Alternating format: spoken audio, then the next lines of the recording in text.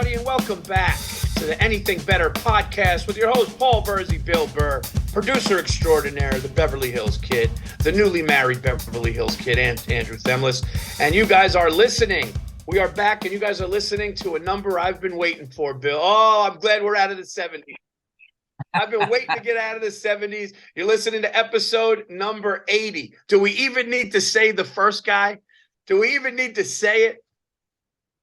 Yeah, you'd be surprised, man. He played 40 years ago. He started out. So the great Jerry Rice, amazing, of the San Francisco 49ers, name all the teams. 49ers, the Raiders, Seahawks, Seattle Seahawks. I think that those were the three he played for. Steve Largent from the expansion, Seattle Seahawks, him and Steve Zorn. There's some great NFL films about how the two of them were like best of friends and were on the same page. One of the greatest wide receivers of all time. Later had a political career, got elected to office. Just seems like a guy who really gets life. And then Kellen Winslow, one of my favorite offenses of all time. The Air Coryell, Don Coryell, rest his soul, Air Coryell, San Diego Chargers with Dan Fouts. They had Chuck Muncie at running back. They had Kellen Winslow, Johnny Jefferson before he took the money and went to Green Bay. What a name. Charlie Joyner and Wes Chandler, I believe, took over for Johnny Jefferson. John Jefferson always says that if he stayed in San Diego rather than taking the money and going to Green Bay, which made sense because Kenny Lofton, another 80. There's another 80. Kenny Lofton. Dude, it was John Jefferson and fucking James Lofton up there, and I forget who their quarterback was, but I'm guessing they didn't have an offensive line. But he said if he never went there, if he stayed in San Diego, that he gave it up to Jerry Rice. He said he would have been breaking all my records. So he wasn't saying he was better, but he said he would have had the record. So there you go. That's number 80, Paul. Oh, it's a great one. And what came out in 1980? AC/DC, Back in Black. Oh. Yeah, the strongest, like you lose your front man, you come back that strong with those riffs and Brian Johnson as your front man. It's one of the great triumphs I've ever seen. It's a triumphant number, Paul. I was 2 years old when that album dropped. I was my parents were not divorced. We were living in a Tudor in Westchester. My dad was like a bigwig at AIG. We do all that. Like that was literally like when my life just was like started and normal. And then it went to hell. No. Now look at me. I got to tell you, dude, I'm sitting in a hotel room right now for our listeners. We wanted to get a show out there. I'm sitting in a hotel room. I am in Sandpoint, Idaho. I am in northern Idaho. It's about 90 minutes north of Spokane. Okay. And my younger brother lives here. So I'm touring, the first leg of my tour is pretty much done. We've been going hard since January. And my brother goes, yo, there's a theater down the street from me.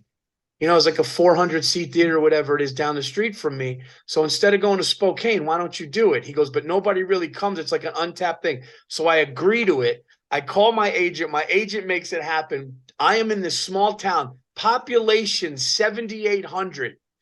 I'm walking around. People are going, man, I got your flyer, dude. I'm coming to the show, 8 o'clock, dude. It's like a small town thing. I went to dinner. Someone's like, man, I see you. We're coming tomorrow. And like everybody, like the tickets just keep going up day of. It's like I'm walking around as a politician, shaking hands, saying I'll be. Dude, it's so underrated to go to those places. First of all, to be in, quote, the middle of nowhere, it's like, oh, what do you mean? Out in nature where it's peaceful and quiet and all that. It's incredible. And then also those people, like when they want to go see who they want to go see, I would think that most of them, they couldn't even drive down to Boise. I think like U2 and all these whatever the big bands are now. Just named a band from 1980. They have to drive all the way over to Seattle. It's like a pain in the ass. I remember like touring somewhere in like Saskatchewan. And these people were going like, after the show, they came up. It's like, tell Bobby, tell Virzi, we like. Oh yeah, I think you were on those shows. Oh, I didn't with Nate Craig. You were like, we like stuff. Why doesn't anybody ever come here? And yeah, dude. And when I did radio, everyone's like, "How come we're not going to Spokane? How come you're going to Sandpoint? It's like a lake vacation spot, small population." I go, "My brother lives there. I want to see my brother, and I'm going to do that theater there." And people were like loving it. So I don't know. It's going to be a small town feel in there. Oh, it's gonna be fantastic. Me and my wife had an amazing time. We just spent 2 days. This guy I know, he's getting the same kind of helicopter that I have. The Cabri G2, little two-seater, little egg beater there, Paul. So he's getting one. So he wanted to know, he wanted to get some hours on it. So I was letting him fly mine. So he hooked me up, gave me 2 free days. He's got a little helipad out there in the Malibu mountains with an Airstream on it. I drove my truck up there and I spent 2 days with nobody, just me and my wife, just laughing, having a great time. We drove the truck down to the beach, backed it in at like towards dusk, right? Put the tailgate down. We sat there and just watched people surfing after having a nice little meal, dude. I had like the best 2 days with my wife since I don't know, we've had a lot of great times. So Paul, I'm in a great mood. I am rested and relaxed. Dude, I got to tell you something, man. Going out with my wife, when we went out and saw you guys in California, there's something about being on vacation with your wife that makes them. When me and my wife travel together, I'm like, oh, this is why I married her. Exactly. Now, then what happens is the vacation gets over and you go back into the fucking matrix. Dude, yeah. I was so at peace and all of that shit. And I fucking came home and our little side fridge, the drink fridge, they're forever trying to jam 70 drinks into this 25 drink fucking refrigerator. And it drives me nuts. And I was sitting there going like, it's just, nobody listens to me. Nobody gives a fuck. I'm emptying the cooler. We had this little thing of salmon that was a little open and the oil leaked all over all the fucking beverages. So I'm fucking wiping those off in the sink. I can't fit them into the fridge. And I started to lose my shit. And I'm like, what the fuck am I doing? What was the point of the last 2 days? So I still lost my shit, Paul. The Matrix always wins. The Matrix. It always wins. It's like the fucking Lakers. You can root against them, but all the free agents are going there. Speaking of that, Paul, let's talk about the Stanley Cup final and the NBA finals. Let's go NBA first, Paul. Let's go to your wheelhouse. All right. We'll go to my wheelhouse, then your wheelhouse. I do know that it's Florida and Vegas, though. I do know that. And And I have some thoughts on that. It's a fascinating series, even though it's 2-0 Vegas. Let's just talk about this first. I've been watching this Florida Panthers team. They beat my fucking Bruins. That's why I'm wearing this. That's why I'm wearing this, because I don't want people to be like, oh, it's just because he's a Bruins. Yes, it is because I'm a Bruins fan. I'm fucking letting you know that. So they're this 8th seed, Paul. Miami Heat, Florida Panthers, 2 8th seeds, both made it to the finals in their fucking sports. Incredible. And these motherfuckers, Paul, all right, the Florida Panthers, I watched these guys through 3 fucking rounds. All right? We had the greatest regular season as far as victories since the 77 fucking Montreal Canadiens. And we lost in 7 games to the Florida Panthers. Then they play the Toronto Maple Leafs, who, as always, were fucking loaded on offense. They had some better defense, but I don't know what the fuck they were doing. They beat them in 5 games. Then they swept the Carolina Hurricanes. And everybody said that they were going to turn into a pumpkin, right? So they got no stars on the team, Paul. They just play whistle to whistle. And in that moment, Paul, where you're kind of like going like, oh, we're up fucking, 3-2 going into the first intermission. When you fuck that moment, when you let up, all of a sudden your guy gets a little in front of you, puts that shoulder in front. He's got his fucking stick and it's in the back of the fucking net. Every time they are absolutely fucking relentless. They have all this heart. And then their deal is when shit isn't going their way, they got this guy, Matthew Tkachuk, who is like, can stir it up like nobody. He stirred it up. I saw him fucking get a goaltender taken out of the goddamn game. It never fucking happens, right? But that's also because there's no enforcers in the game. So I finally was looking at them. And I was like, you know what? This team doesn't have any Norris Trophy winner. That's the greatest defenseman in the league, right? They don't have an Ovechkin. They don't have a Crosby. They don't have a Nathan McKinnon. They don't have any of these, okay? They don't have any of these guys. All right? So they're basically, they're a six, Paul, with a bunch of fucking makeup on. All right? Getting every inch out of their beauty that they possibly can. And I'm looking at the fucking Vegas night, and they got these Jack Eichels. They got some guys, right? And I watched them in that first game. And once again, they're up 2-1 or something like that, okay, or some bullshit like that. Oh, they were on a power play. First fucking period, they're on a power play. Oh, we're on the power play. Okay, a defenseman on their side breaks the stick, so he's got to skate to the bench real fast to get another one, or somebody comes and replaces him. And in that moment, the Panthers steal the puck. And they're streaking down the fucking ice, and you see Vegas catching them. But you see Vegas. They're in this, we have a man advantage mindset. So the fucking trailer is not, who's covering the fucking guy in the Panthers, lets up. And in that moment, when the dude goes wide, draws the goaltender to one side, he comes around the net, puts it on that guy's stick, and it's in the back of the fucking net, shorthanded goal. And you see Vegas going like, what the fuck? Gretzky, in between the first and second period, he goes, you got to play whistle to whistle with these guys, meaning they don't let up. Second period, same fucking shit happens. Vegas is up 2-1. They fucking let up. And I literally said to my father-in-law, they're going to score a goal here. Watch this shit. They win the fucking draw, planned fucking, play. One of the forwards skates into the circle, bing, bang, boom, back of the fucking net. Once again, Gretzky, in between periods. You got to play whistle to whistle with these guys. So the turning point in this series was Vegas comes out. They go up 4-2. So the Panthers can feel the game slipping away. So what do? They start that shit, right? The fucking whistle stops, face washing, punching guys in the head, cross-checking, trying to draw these guys into a penalty. And here's the thing: back in the day, when guys would do this shit, there was a certain level of balls that it took, because all of a sudden the Bob Probert was going to tap you on the back of the shoulder, Jay Miller or a fucking John Cordick, rest his soul, Ty Domi, you were going to have to pay for doing that shit. They got rid of the enforcers. So now there's this chicken shit hockey out there where some guy, some fucking bum can go up to a goal scorer, punch him in the head 3 times, and when the goal scorer finally loses his temper and punches him back, they give him matching minors. 2 minutes roughing for both, and then they get their 4-on-4, and they can maybe get back in the game. Well, the fucking Vegas Knights were disciplined. They didn't punch back, Paul. They got a 4-minute power play, and Matthew Tkachuk got a game misconduct. Same shit happened in game 2. They're just keeping their composure, and they're making Florida look like an 8th seed. They won 7-2 in the second game, and they didn't get, they didn't lose their shit. Tkachuk had this beautiful, totally clean, shoulder-on-shoulder, open ice hit. All right? Hit Jack Eichel, one of their goal scorers.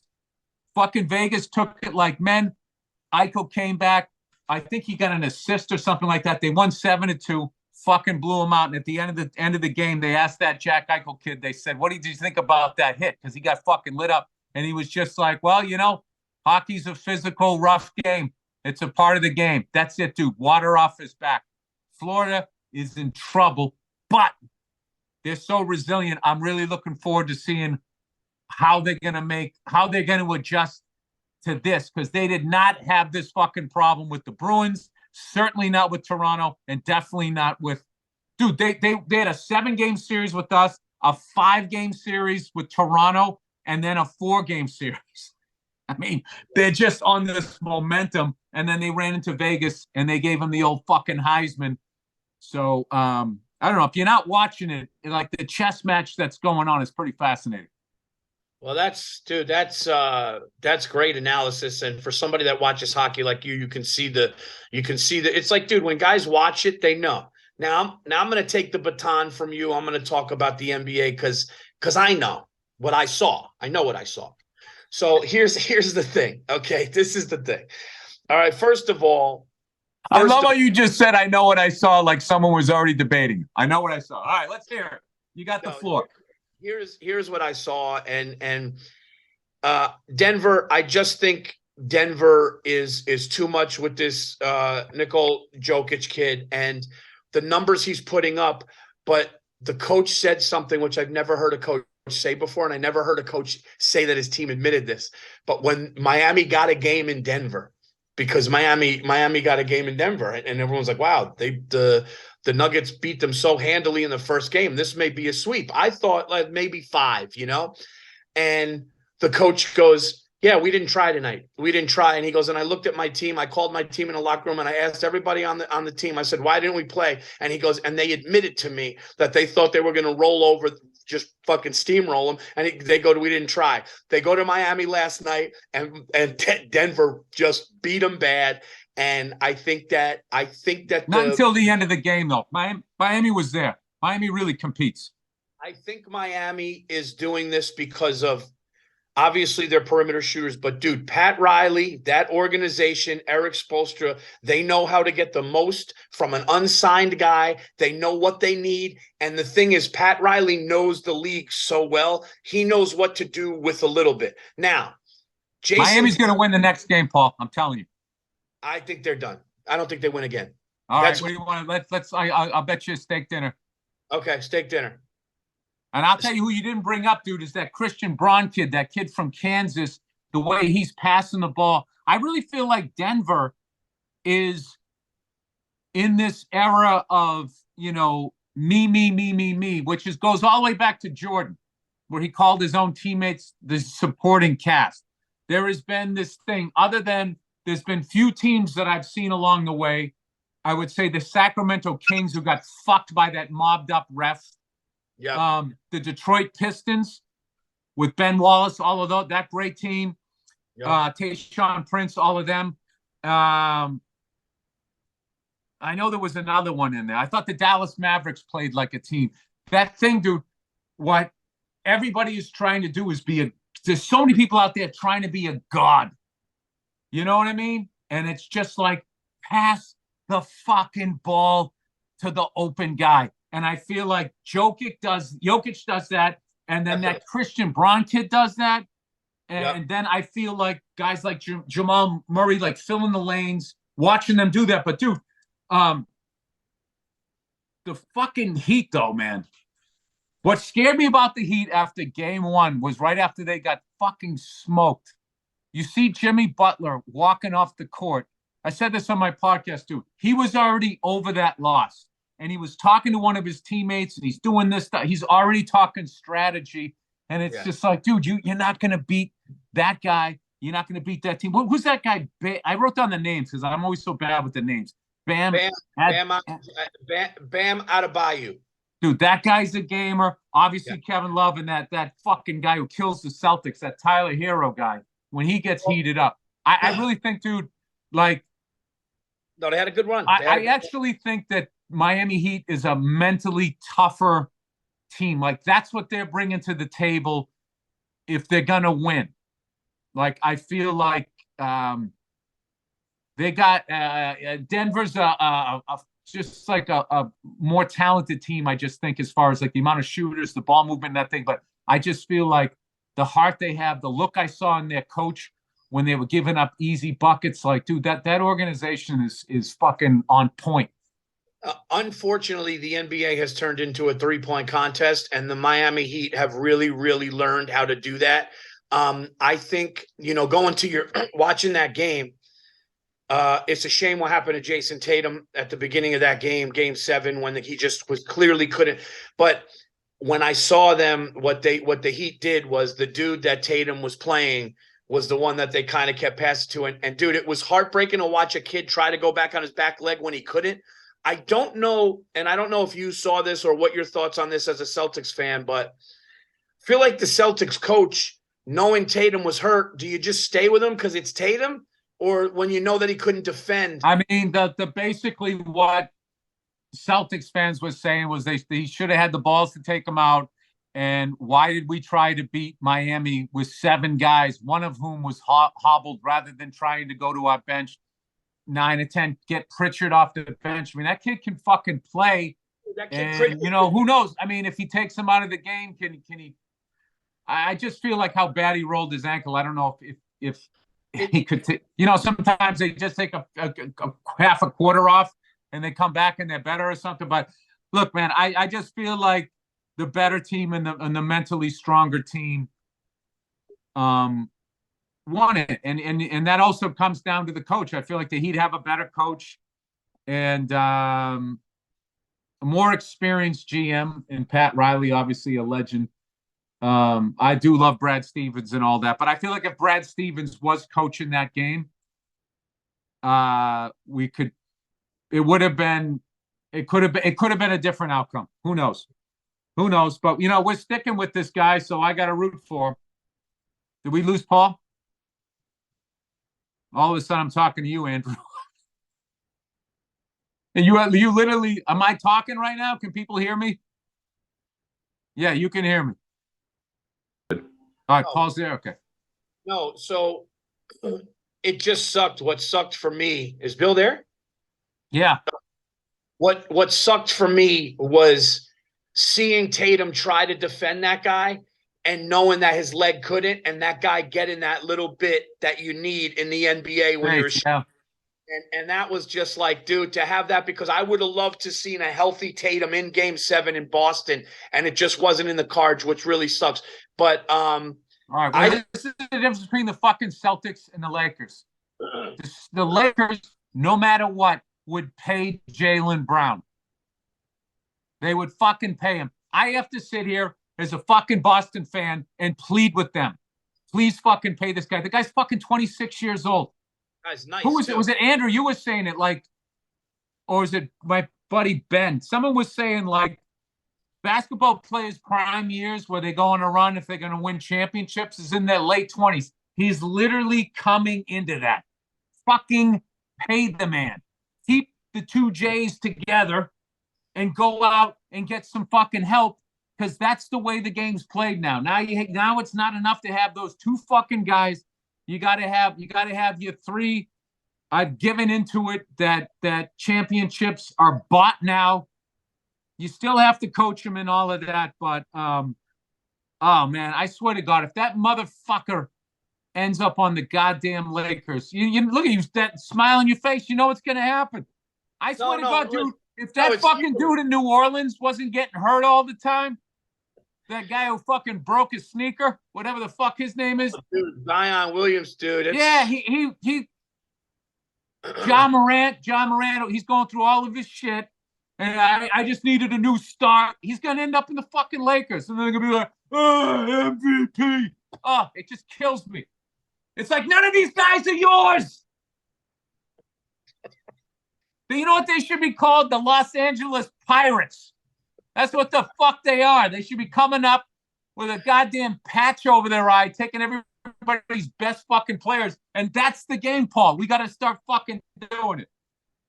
I think Boston knows what they have, and I think they know that Tatum needs that other guy with him. Jaylen Brown's great, dude. I think you guys have young kids. I think you guys are going to be all right, man. I believe in Brad Stevens, so if he sticks with that coach, I think there's a reason. I mean, he was kind of thrown into it. We obviously weren't planning to get rid of our coach, whatever. Paul, this is the most in-depth fucking sports. Has there been a joke yet? We're just fucking sitting here talking sports. Hey, man, listen. There's not a vagina out there right now listening to us at this point. All right, I got one for you. I'm in Idaho, and I played golf with my brother and two of his friends. And this one kid was just a partier, knew about our podcast, everything. And he's a partier. And he was cool as shit. He had like the man bun, but it was like small, so you almost couldn't see it, right? And he was like not douchey man bun, cool, right?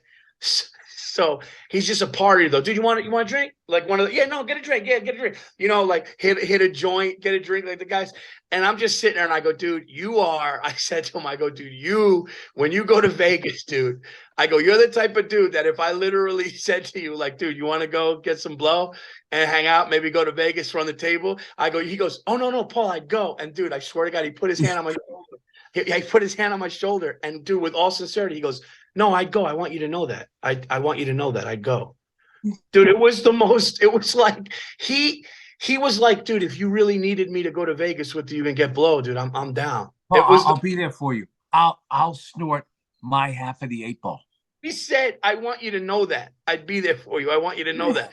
Like I was like, Like you were talking about, like, you know, you were dealing with some health issue. I said to him, I go like this. I go, are you married, a kid? He goes, nah, man, I'm too selfish. No kids, no marriage. I'm too selfish. He goes, I'm a great uncle though, dude. He goes, but I can't do that. I'm too selfish of a guy. And he was like the nicest dude. It was the weirdest, most honest thing. But he also has the wisdom to know who he is. You know, Paul, it's funny. You've been sending me like lately. We're not going to name any names here, but like, you know, it takes a lot to get you fired up. Yeah. Paul, you're easy. You're easy, right? You're easy going, Paul, right? Some, you know, bullshit call in sports. It takes a lot, you know, that like even then, you're not like ballistic, right? Although when the fucking Giants kicked it to that guy again on the Eagles and they ran it back, that was the funniest text thread I ever fucking saw. Because I was at fucking breakfast and you guys were winning. And in my time eating breakfast, that guy on the Eagles ran back 2 kicks. And dude, like, I've never seen that many capital letters. I was reading it. I was crying, laughing. I was laughing so hard. Neil was going, what are you laughing at? And I was like, just crying, going, the Giants kicked it to the same guy's face for the Eagles, which meant nothing to her. Anyway, what gets you going is when people without kids talk about how great it is not to have kids, or like how dumb it is to have kids. Like when I hear somebody say like, I don't want kids and blah, blah, blah, I feel a peace in my heart. Because I think, thank God you didn't give into the pressure of this is what I'm supposed to be doing. Because the worst thing, that's the worst fucking reason to have a kid. You got to have to want to have a kid because you are signing up for this fucking job, and your mistakes, all of society, not all of this, but people out in the fucking world are going to have to deal with the fact that you just had a kid because you wanted to. So when I hear somebody going like, I don't want to have a fucking kid, I'd rather, you know, I like to smoke weed and fucking hang out, man. I can go to Vegas whenever I want to, and now I can't. I'm like, yes, I'm so happy you know that about yourself. I get what you're saying, but there's one part of it I think you're missing with my anger. And what it is when they go over when they almost try to prove to themselves, like when it's like, look, you know, I'm drinking, I got nothing. And what I'm going is, yeah, you're in an empty fucking house, and you're going a little hard. You're going a little hard with it to the point where it's almost like, you know, those politicians who are like anti-gay, but they like dick. That's kind of what I'm feeling. Well, you know what I mean? Like they go a little. That could be some of them. Yeah. Because a lot of my trashing of women in relationships was actually because I wanted to be in one but didn't know how to do it. If you go back to the wreckage of my comedy history here. But there are certain people, Paul, like they are truly like happy with that, and it fulfills them, or just having a couple of dogs. I'll be honest with you. They look at us as oddly, like when I look at 2 people that are married and they talk about their dogs and shit, it's like, I don't even know how to like, I'm like, all right, so yeah, all right. So a Cocker Spaniel is your thing. All right. You know, I mean, at least have a fucking horse. You know what I mean? When I see, like, if you're like, I don't know if I ever told you, Paul, like how much like I vibe with horses. I fucking love those things, man. I love them to the point I would never, if I owned one, I would never ride it. Dude, I'm not going to fucking break your spirit. Dude, we should go halvesies on a horse, dude, and fucking give it the best stable and pay, and we just fucking split the care You know for what it. you just said, Paul? We should go broke. Paul, because you know goddamn well there's no way us two idiots could own a horse unless we were racing it. I know. Dude, that would be dope, dude. Dude, if we had a racehorse, dude, we went to the Kentucky Derby in suits. Oh, that would be. Paul, is there anything better than when you're going for a? I went for a walk in Paso Robles, right? And I came and there was this horse standing, looked like lonely, just standing there. So I just walked up to I just got myself nice and chill. He came over. He was sort of like, what's your deal? I approached from the side so they can see, they got the big fish head there, the eyeballs are on the side. And once I gained its trust, it took those steps towards me. And then, when he was walking towards me, I felt like the size and the power of this thing. And like just gently, it put its head over my shoulder. Oh, and man. I was like, this is like fucking like, if I wouldn't go broke, Paul, I would rescue 100 of those things and just let him never ride them, let him chill. Fucking, once a week, they get a nice bath, shine up their hooves, whatever, mani petty or petty petty. Is that what you give a horse? Dude, me and you would get a horse and we would have to name it. If we raced it, we would have to name it anything better. And there's anything better on the outside. Oh, dude. Yeah. Over. Oh, my God. Have another one called Over. Get too over. Yeah, that's dude. A good thing, Paul. That's a good idea. Dude. People write in. I want to hear, if you had a racehorse, what would its name be? One time. Me and my buddy growing up in college. One time. Is good. Me and my buddy in college. It was when Chris Rock's Bigger and Blacker came out. I think it was Bigger and Blacker. And he goes, like, people that come out of jail or people that get their masters. He goes, yo, man, I just got my masters. And he goes, yeah, what you think, you're my master now? He goes, I could count 2, 1, 2, 4, 5. Count, biatch. So count these rocks. And we would always be like, it's count these rocks on the outside. But no, dude, anything better would be a sick name, especially if he won. People pouring champagne. It's not that bad. I'd be the first guy. You know how funny that would be when, like, who's that guy with the white hair who always wins the Kentucky Derby? Got suspended. Bob Baffert. I love that you know his name. Dude, you ever seen like that guy's fucking haircut? His goddamn hair looks like a fucking cloud. You just see that guy. It's like, if you didn't know shit about anything, you saw that guy, like, that guy is a private jet. 100%. 100%. He has a fucking horse farm. He's got a stable of horses and women. Dude, we've been doing this job. I've been doing stand-up so much, traveling, meeting people. I can look at somebody's face. No, I think political views. I know what kind of house. I could tell by their flip-flops what kind of life they live. Absolutely. Dude, I can look at a guy and know if his wife is pressuring him to take a hot air balloon ride for their fucking anniversary. And I know whether or not he wants to go. Oh, yeah. 100, like, I don't, like, I've gotten to this point, Paul, when people are talking to me, like, I'm beyond what they're saying. Like, I'm trying to figure out what the fuck it is, like behind it. And you know what's funny though is Nia's really good at it, and I'll be looking at a guy, and somebody will do something, and then what I get into is the childhood pain that led to that. Just because I know how fucked up I am, that I'm really, Paul, am I really that mad about the drink fridge? No. I mean, I am a little bit, because they didn't listen to me and they fucking broke one of the shelves, and guess who has to fix it, Paul? This fucking guy, right? So I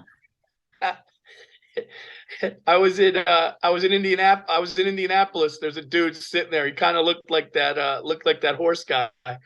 And I'm on stage, and him and his wife are sitting there, and he's laughing and everything. And I go, dude, what do you do? I go, dude, dude, you're Connecticut white. And dude, his wife almost fell off the dude. His wife almost fell off. She goes, "Oh my God." I go, "Dude, you from Connecticut?" He was from Connecticut, dude. He goes, "Paul, you Yeah. nailed it." Place, dude, it's like the loafer. It's the loafer with the white hair and even the glasses. The frames Yeah. of the glasses show you. You could look at the frames of the glasses and be like, "Oh yeah, that guy." Yeah, That's but a new. there's a grossness to that level of white. I don't know why. There's just something like, oh, are you the reason why we're at war? Did you and your friends sit down and talk about it? I will say this, Paul. As good as I like to think I am at reading people, like, I mean, Paul, you're Sicilian and Greek. Like you have like you're fucking Yoda when it comes to that shit. Like, Dude, yeah, dude, the the weird. amount of like the people listening right now, the amount of times Paul has met somebody and within the first 5 minutes, this guy's a selfish guy. I don't like this guy. This guy's a good guy. This guy, this guy's dealing with something. I don't quite know what it is. It's like, Paul, like if you wanted to stop doing like stand up and be one of those crystal ball fucking people. But what's funny, No, you know what's funny? You don't read palms. You just give me they just got to give you a picture of the person. Oh yeah, this guy's from fucking let Connecticut. me see his shoes. No, let me see. I said I was on the phone with my dad, dude. My dad's the goat, dude. When it comes to this, my dad went to my wedding, and when he was at my wedding, this guy I was friends with for not a long time. He was like a family friend. He knew my brother, and he was there, and he talked to my dad for 5 minutes. And my dad comes over to me, and I go, "Oh, you met so and so?" I don't want to say it, and he just goes, "Yeah." He goes, "Yeah, that guy's all business. That guy just it's all an angle. It's all business with that guy." And dude, years later, I was like, "Oh my!" dad talked to him for 2 minutes, dude, and he was like, "Oh yeah, that's what this guy's thing is. This guy's whole thing is this," and and he was right. So I get it a little bit from my dad. He'll hear something over the phone. He'll be like, "You don't sound. Are you? Is everything like just through the voice, dude? It's wild." Dude, my brother's good. My older brother's good at that. I had an acting gig one time, and he came on set, was doing this movie, and he met this guy.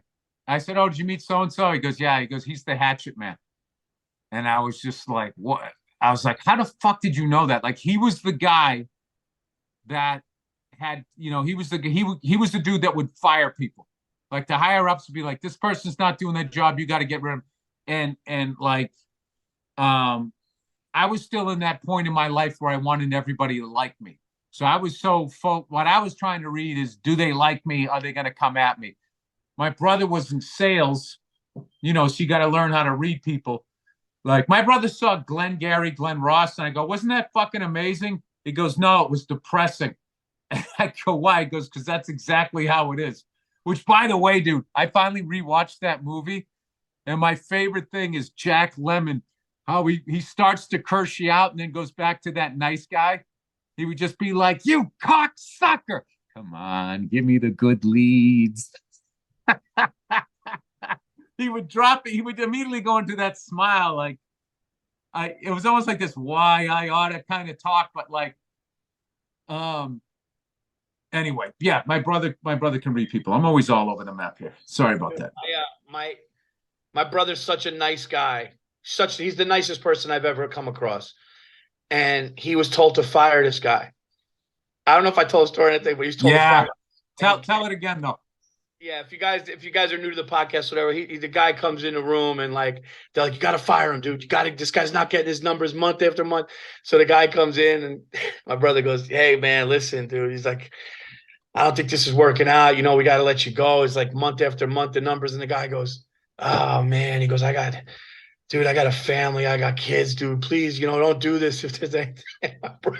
My brother goes, "All right, man, we'll keep you." And they were pissed at my brother. But dude, he's just so good-hearted that like all the guy had to say was, "I got kids, dude. If there's anything we could do." And my Yeah. brother just not that like that's the where he can't go, "Hey man, I wish we could." I'm like, that's the next gear that you have to go to. Some guys go, "Hey, sorry, dude. I don't know what to tell you, man. Nice meeting you." Dude, I used to be like that. You know what hustle I fell for? I had a driver one time and he told me this whole thing about how his brother was sick and he just wants to go see him and all of that. And I gave him this extra big tip. And I went inside and Nia goes, "Bill, that's like one of the oldest hustles in the world." I felt so stupid. And a part of me kind of died that day where I got a little calloused over. And all of a sudden, you know, it did not really, but it was just one of those deals for like 4 or 5 days. The sun doesn't shine as bright. Food doesn't taste as good. You just feel fucking stupid. And then you just like, and then also to see that somebody would make up a story like that. Just, you know, like what if he really has a brother and he's putting it out there that he's going to get sick and stuff? I mean, that's some dangerous shit if you believe in karma and the universe and stuff like that. But oh man, this guy got me good. I gave him a C note, Paul. Dude, you remember? You want to laugh? Remember when? You remember when I did the thing? Stacy did the same thing as me that with me that I did with you guys at the Tampa game. Stacy and I are in a casino, and there's this woman who's got the shortest skirt, like right up to the crotch, and she's wearing these boots, and then she's got like a half of a fur coat. And Stacy goes, "Oh my God, look at that woman's outfit. Why would anybody?" And I go, "Stacy, that's a hooker." And she goes, "Oh." So we're the same. She literally thought that this chick would be wearing like a half a fur. It was clearly like a hooker in a casino. And dude, the funniest fucking thing you ever said. Funniest fucking thing you ever said. We were standing outside the Tampa Bay Stadium, Buccaneers. We just watched the Patriots, and we were all standing out there, and that fucking chick came up, that mess of a chick, but you could see she used to be hot. Just had been around the block. And she was talking to all of us, that whole bullshit. She couldn't find her purse. I set it down here in the bushes. Can you help me look for it? I'm just going like, oh my God. And you started talking to her, whatever, but you know, not doing anything, but she was talking to you, and you just thought she was into you. And you turned around when she walked away, she goes, "Hey man, this chick's throwing nothing but fastballs." We're like, Paul, you're talking to a hooker. And you were like, what? No, really? We're like, the fuck is she doing out here dressed like that all by herself looking for a fucking purse? In the bushes for her bag. You started helping her, right? Oh, dude, we just let you do it. We were like dying, like it wasn't like you were trying to hook up. You were just in your ego, like I still got it. The ladies still come up to Paul. Hey, this chick's throwing nothing but fastballs. I mean, they're weed whacking right next to my. I mean, no, dude, I got to tell you something though. Idaho, man, I played golf out here, and it's like up in the mountains, and the trees and the water and it's really like northern Idaho, man. It's like I never would have thought, but it's dude, it's just like fly fishing country.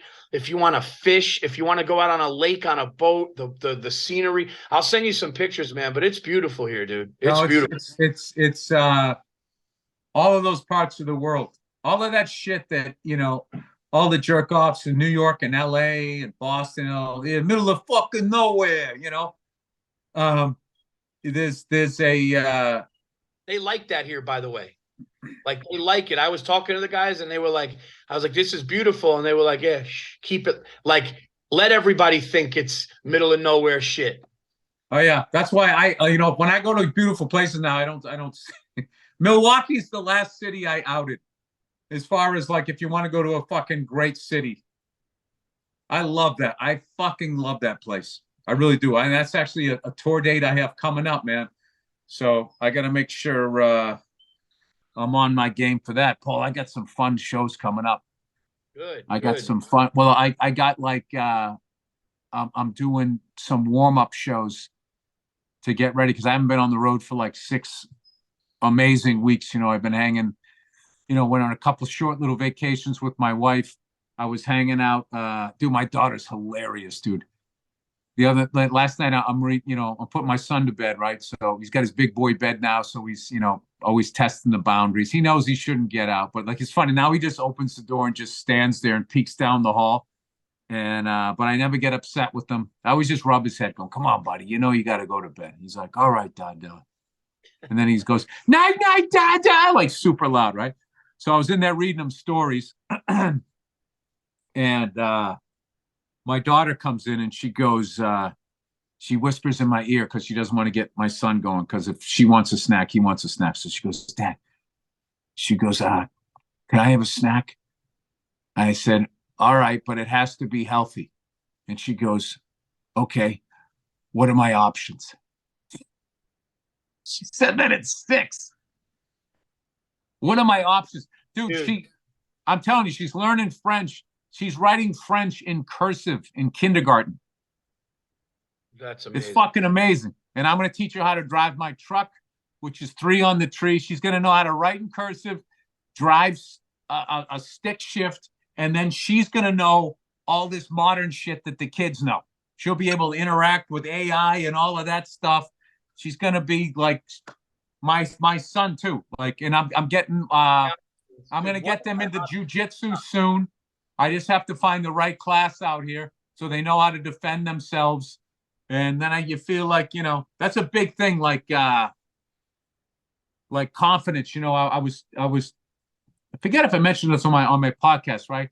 I always hated going like to weddings and shit where there's like dancing and stuff, and I'm just like socially awkward, the guy on the wall, and I was just like, I don't want my kids to go through that. So like once a week we have like a dance party night, and we'll go on like YouTube, and there's like the electric slide and all that. And my kid, it's like many kids her age, she's a little shy or whatever, but we just been doing it every week, so it's no big deal to her. And she just went to a party for her godmother's daughter turned 16, and they went to the party, and the cha-cha slide, which is the electric slide with the cha-cha step, and she knew how to do it. She just got up and did it. I was so fucking psyched. I'm like, great, you don't have to go through all that fucking shit that I literally to this day, I'm like, we're going to a wedding. Oh God, here we go. Yeah. Dude, I'll be honest with you, man. Your daughter saying, "What are my options?" Dude, the sign of intelligence of that is the best. It's funny, as you were saying, you're thinking about defensive, what self-defense classes. I was just like, I showed Lucas how to load the gun. It's like my version of going to the gym, the steam room. There you go. Well, you guys know what you guys should do is if you ever taken the gun safety course, you should go do that with them. Yeah, what I did was I let Stacy, I wanted to just show him and Stacy. My daughter was too young, but I wanted to show him dude, my son's going to be in high school next year. It's crazy. But I showed him and my wife, I wanted them to know just, where it was, how to do it, and what to do if, God forbid, there's an intruder or anything, or they needed to do that for, and they like totally got it. And at first Stacy was like hesitant with me showing him, but then I was like, listen, he's definitely old enough for this gun. It's a weak right. I would still do the gun safety course. I would definitely do that. And he has to understand too, that that's not this cool thing to show his friends. That's what you have. You got the underdeveloped brain, even at that age, as smart as he is sometimes. Like, what my big thing was? When people came over my house, my dad had a piranha, and I would feed a goldfish. No. That was my showing up. Yeah. You serious? Yeah, we had a bunch of them. You had a piranha? Not a bunch. We'd always have one at a time. Yeah, we had that. We had this other fish called an arowana that looked like an eel. And we would feed that one too. He'd go to the pet store once a week, and we'd get these goldfish, and you just drop them in. It was fucking brutal, man. I think their job was just to get eaten. Dude, that must have been the talk of the school. Yeah, we're going to Billy's house afterwards. I got a bunch of goldfish. Well, the piranha was a fucking lunatic where, like the arowana, if you fucking put like all 8 goldfish in there, it would eat a couple and then just be like, all right, I'm full. I always felt bad for the other 6. They knew what was coming. It's just like, they were like Ron Burgundy. I'm in a glass house of emotion, right? But the fucking piranha, if you put 8 in there, that was it. They were gone. And the thing they would always try to hide behind the air filter. I remember that thing like a zillion miles an hour, like its back tail. It would fucking dig its way in there, dude. And that thing, like a wood chipper, would like just fucking eat them. And then it would be so full of fish, its belly would get extra that reddish orange, and it would just be sitting at the bottom of the tank. And my mother would talk to it, be like, "Charlie, look at you. Look what you did. Look at you.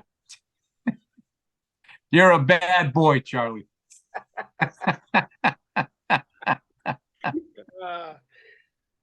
Talking to a goldfish, that's great.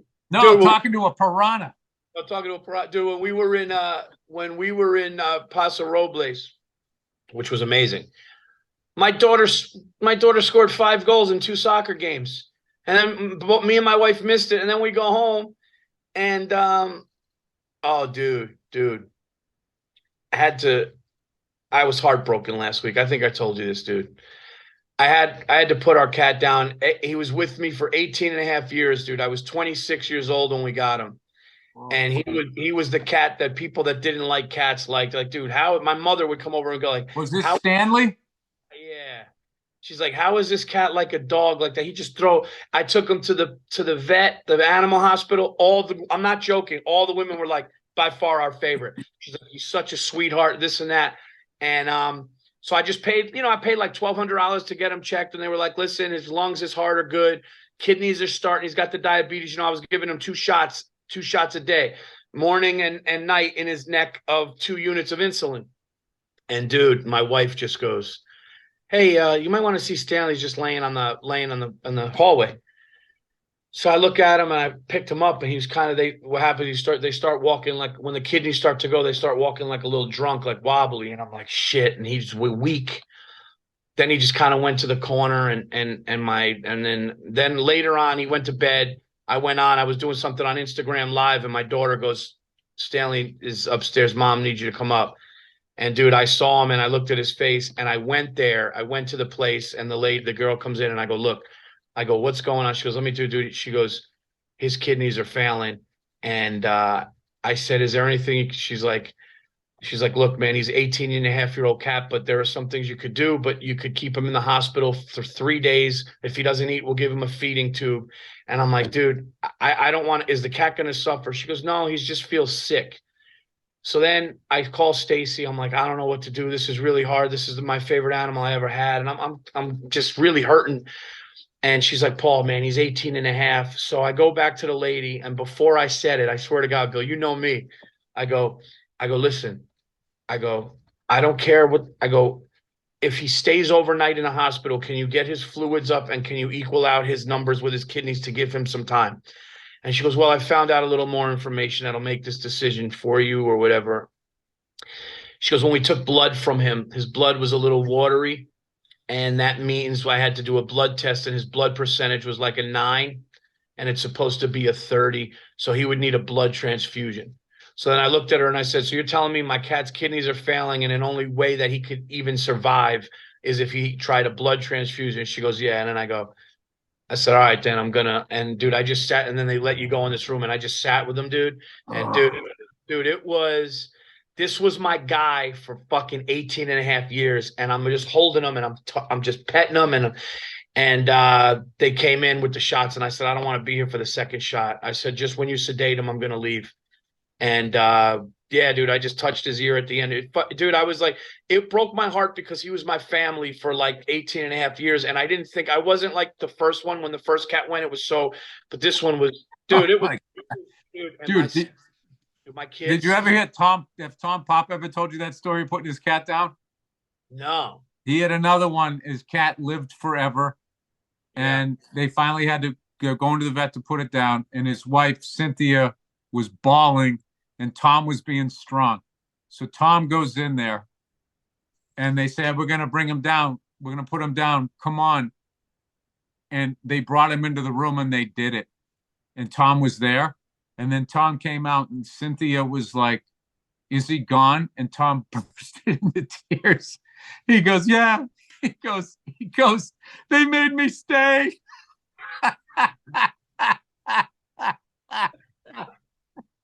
And I'm not laughing at Tom. I'm laughing at what a big-hearted guy he is.